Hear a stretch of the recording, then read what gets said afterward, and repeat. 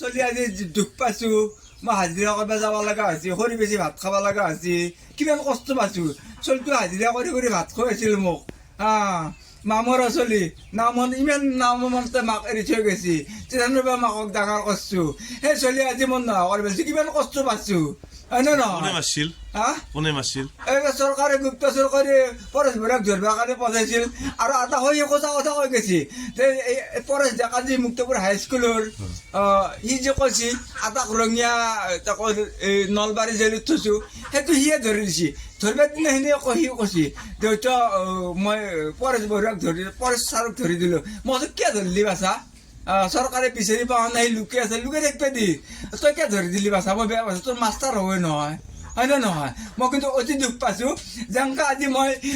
মোৰ আজি চলিটো বুকুৰ মাজৰ কাঢ়ি লৈ গৈছে সেনেকৈ চৰকাৰে গোল্লাই যাব লাগিব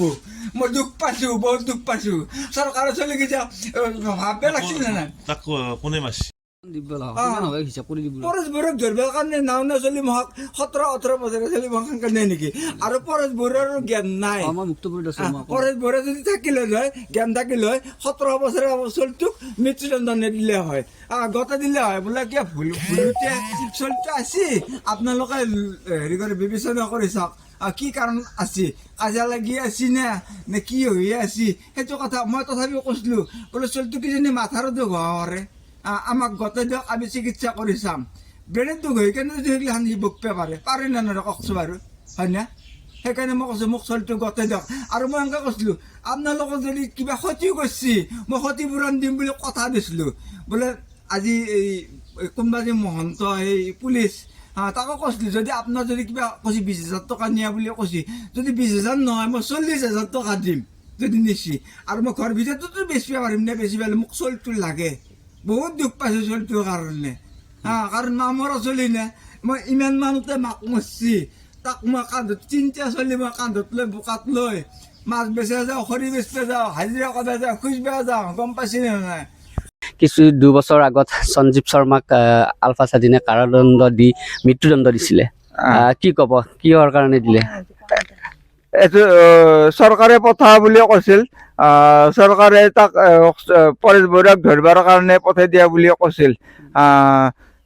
কিন্তু মই অতি দুখ পাইছোঁ আৰু মই বাৰ বাৰ কৈছোঁ চলিটো পেটৰ ভৰৰ কাৰণে ওলাই গৈছে ভাত বিচাৰি গৈছে তেওঁলোকে সেইটো কথা নামানিলে আৰু মই এইটোও কৈছোঁ কিবা যদি আপোনালোক ক্ষতি কৰিছে আমি ক্ষতি দিম ক্ষতিপূৰণ দিম বুলি কৈছিলোঁ আৰু যিখিনি কথা কৈছে একদম মিছা কথা কৈছে সেইদিনাক লাগি যিদিনা গেছি তাৰে 10 দিনমান আগতে কৈছে 10 তাৰিখে দৰমহা লৈছি দৰমহাটো লোৱা বুলি কৈছে মালিকে যোনটাতে মালিকে আছে কিন্তু সি যিগিলাখান কৈছে মোক ট্ৰেইনিং দিছে কিবা দিছে এইটো মিছা কথা একদম মিছা কথা তাৰে ভিতৰত এটা সঁচা কথা কৈছে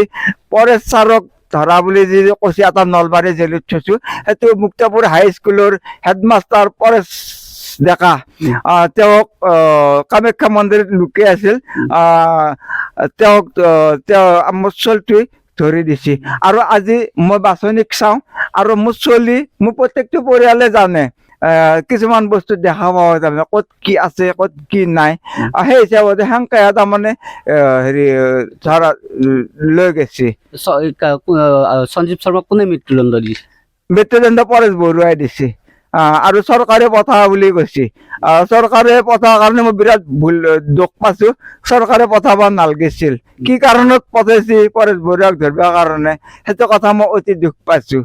আৰু যদিও পঠাওৱে গাৰ্জেনক সুধি ল'ব লাগিব বোলে আপোনাৰ ল'ৰাটো এনেকৈ অমুকত যাব বিচাৰিছে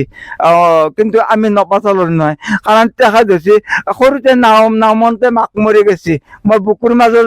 লৈ লৈ ডাঙৰ কৰিছোঁ সিহঁতৰ বিচনা নাছিল বিচনা মোৰ বুকুৰ ওপৰত বিচনা বুকুৰ ওপৰত এনেকৈ ঘুমাই লৈ লৈ ডাঙৰ কৰিছিলোঁ কাপোৰ এখন নাপাওঁ উৰিবৰ কাৰণে অলপ কিছুদিন পিছত সি অলপমান ডাঙৰ হ'ল সি মাটি কাটি আমাক ভাত খোৱালা ভাত খুৱাই মেলি কামাখ্যা মন্দিৰত কাম কৰিব গৈছিল